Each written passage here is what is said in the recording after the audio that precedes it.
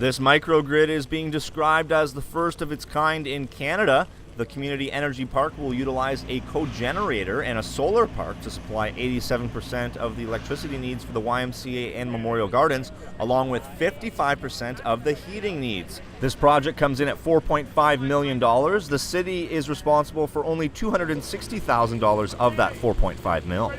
It's going to save the city about $200,000 a year in heating costs for both the swimming pool and the Memorial Garden. So there's a significant payback pretty quickly for us. And also from a safety perspective, if there was an emergency, this is a self-contained unit so that the power will always remain on at the gardens if we have to use it in an emergency type situation. If you're the future owner of an electric car, you may have an emergency situation where you run out of electricity in the proverbial gas tank. That can be solved here. There will be outlets for electrical cars, so you're looking at that down the road, and there might even be a potential to have a hydrogen refueling station here as well. That puts North Bay on the travel map for electrical car owners.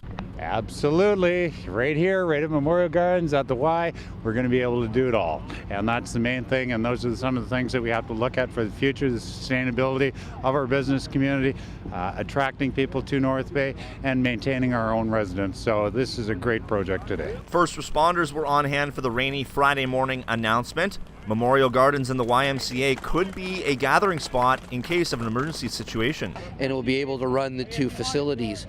As part of the emergency plan, we look at where if we have to move citizens out of their house, or we need areas to have people come and meet as information centers. We need those facilities to run. So it's either by a generators, or by a microgrid system here. So now we'll be able to have a 24-hour, 7-day-a-week system where these two buildings will always be available, and it'll free up our emergency responders to take care of the emergency. North Bay Hydro President and Chief Operating Officer Todd Wilcox was on hand for the announcement. It happened to be his last day on the job after 30-plus years in the hydro industry. Up on the roof of the Aquatic Center will be a new solar PV generation panels. Will go up on the roof. And there's a large-scale battery which will be down here, which will store that electricity.